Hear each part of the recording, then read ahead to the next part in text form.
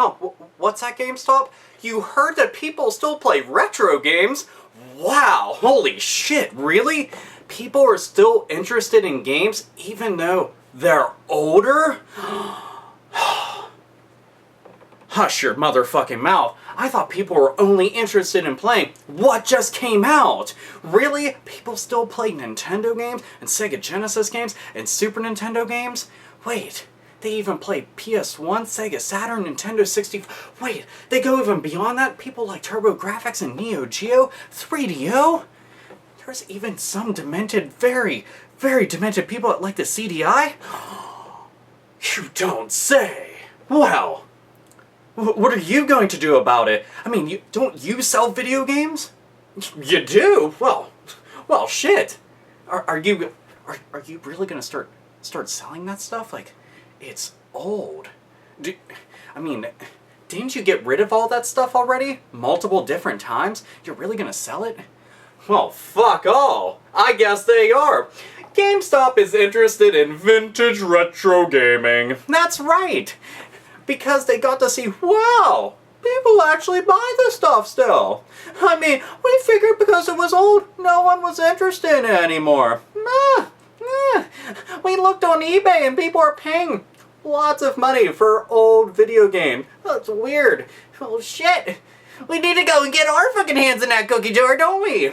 See, they finally went and ripped their hands from their own assholes from around their own fucking meat poles and decided that they were going to go and dive into this cookie jar without cleaning their hands, mind you, and decide that they were going to go and invest the time and effort and money into retro gaming. They went on to go and say that, we have all these games that we've been stockpiling and building up just for the occasion. Bullshit. Because all your subsidiary companies had all those retro gamings and were selling all those retro games until you went and you were just like, you there, become a GameStop, you there, GameStop, everything converted into a GameStop. It was kind of just absolute shitty because we had some kind of thing of variety. Granted, it's a subsidiary company under a big umbrella that is still GameStop, but at the very fucking least, we had some kind of illusion of variety. No.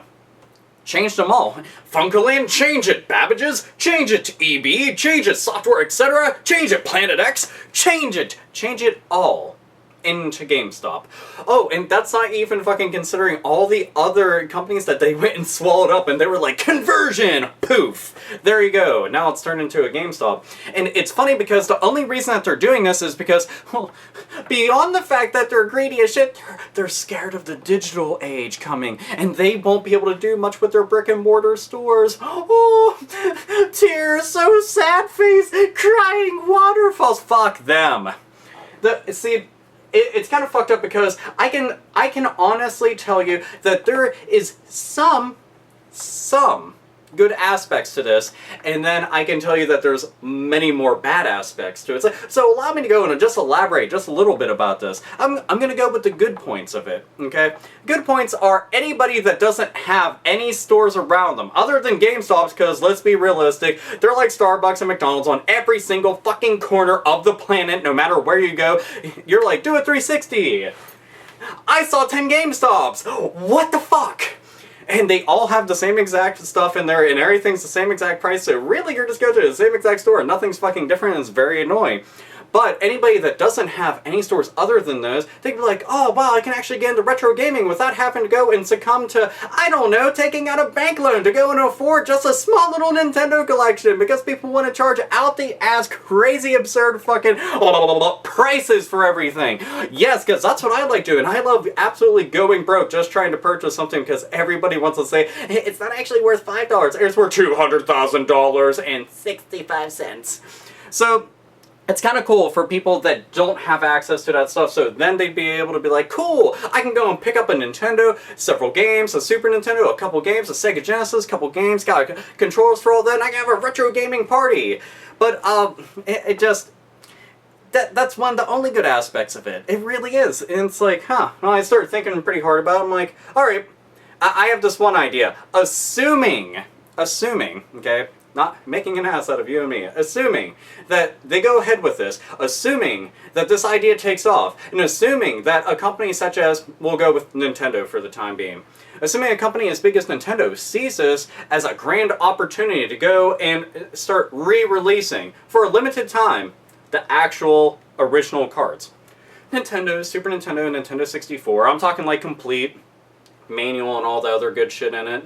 You know, maybe include some extras with it. Maybe make the game somehow different. I don't care. It'd be very cool to see that. Maybe some of the games that they saw, you know, on the Virtual Console do really well. Like Sin and Punishment, for instance, on Nintendo 64, which never made its way stateside. But if they made a version like that for, you know, NTSC consoles, that'd be very cool. I would like to see something like that.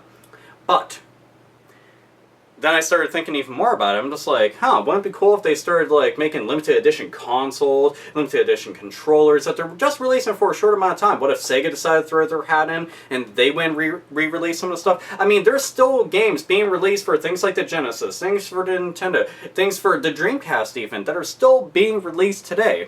You know, okay, for instance, the one RPG that came out for Sega, Pierre Solar, okay, that game right there, which I would love to fucking have, but the fact is that that game is, you know, really, really expensive, but something that's really awesome because people took so much time, dedication, money, and effort and made that happen. Well, what if they got an official release for that all over the United States, inside all those stores? That would be really, really cool. I would love to see something like that happen, assuming that they saw that this is something that they can actually go and, well, cash in on. It would be really awesome. But that's assuming that they go ahead with this. That's assuming they don't fuck it up. And let's be realistic. We're talking about GameStop here. Power to the player! Let's turn that into a wiener.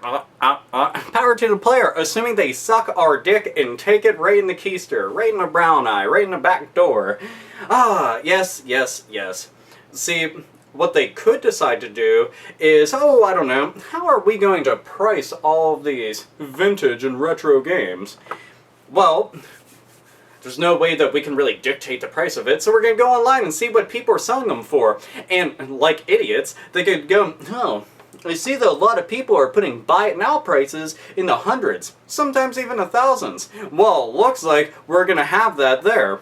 Oh, and if you go and try to trade that game in, give you about $5. I know that we're going to sell it for hundreds, if not thousands of dollars, but you're going to get that $5. Oh, you could go elsewhere. You know, you could go elsewhere, because that's what anybody says when they're trying to defend games. Well, just take it somewhere. Shut the fuck up. Just shut up before I wear your fucking face as a goddamn boot cover, okay? Shut the fuck up. Defending a fucking multi-billion-dollar conglomerate that's absolutely ruined the fucking gaming business for most companies and many consumers out there. Yeah, wow. I hope that fucking tastes really fucking great for you, because apparently you're absolutely fucking eating it up like it's going out of style. So, I can see them destroying on the prices. The only way that they could not fuck that up is if they were just like, that's way overpriced. We are going to dictate the prices. It is worth this much, because games shouldn't really exceed $50 if it's for old consoles, okay? That would be really awesome, and it would probably fix some of the stuff online. I would like to see that happen. You know, and especially considering the fact that there's GameStops everywhere, so all of them would be available somewhere. So it would be interesting to see them do that. They could potentially fix a lot of the price gouging. Wow! But we're talking about GameStop. That would mean they're doing something good. No. I would need at least half a bottle of fucking whiskey, and I would need a lot of time alone to be able to fucking think, wow, they could do some good with this. Realistically, no. No, that's me thinking, if I was in charge, how would I do it? The CEO of GameStop, on the other hand, is just like, money, money, money, money, money, money, money, money, money. You there, you are now my footstool. Yes, and he's talking to GameStop employees. He's like, on all fours, awesome. Kicks his feet up on them and just, that's what I see happening. And when he takes phone calls, he's like, hurrup, hurrup, money, money, money, money. That's literally it. And if anybody fucking says otherwise, I'm like, no. Okay, he starts all of his phone calls and all of his conferences about pre-orders and DLC and some other fucking bullshit. Do you want to subscribe to Game Informer? No, I don't. Do you want to pre-order anything today? No, I don't. I just want to be able to purchase this game. Alright, well, allow me to be able to tell you about some of the sales going on. I've been in the store for fucking 15 minutes and 3 of your employees came up and fucking told me. And he's just like... puckered butthole face. Well, aren't you rude? Still, do you want to pre-order something? I'd greatly appreciate it. We throw in a, big cluster of nothing fucking shit nuts. That's what we are going to throw in. Absolutely. I don't know what the fuck that is, but at least you get a bag of it. So, that's the thing. I can imagine them absolutely fucking up on the pricing really bad. I also hate the fact that they could literally go and fuck up business for all those small stores that have been supporting retro gaming the entire time, as well as modern gaming, but those little mom and pop stores, those little ass stores that I see and I'm like, awesome, and I go there and I'm all happy and I look around the store, find a couple things, I go and buy it and I leave, and, you know, nostalgia trip all the way home, nostalgia trip while I'm playing, and, you know, some of the games, like, new experience, oh my god, it's so fucking cool. You know, I see them destroying business for them, assuming that they went with this. That is the biggest problem that I have with this entire thing, is the potential for them to ruin even more businesses than they have already done to begin with, just by going and swallowing up all the competition, because, quite frankly, a monopoly, that's the way to go, because when you don't have competition, you become a great company, right? Right? No? No? No? Yeah, it fucking sucks. Sucks double-donged dick, okay? And I'm talking like shit-covered double-donged dick, and that's something people don't want to ever deal with whatsoever. It has flies on it and shit, and they're all fucking singing like show tunes and stuff, and it's like, whoa, this is... where do you think up this shit? But, in general, how do you feel about this? Do you think it's a good idea? Do you think it's a bad idea? Do you think that they could do any good with this? Or do you think it's just going to be nothing but bad stuff?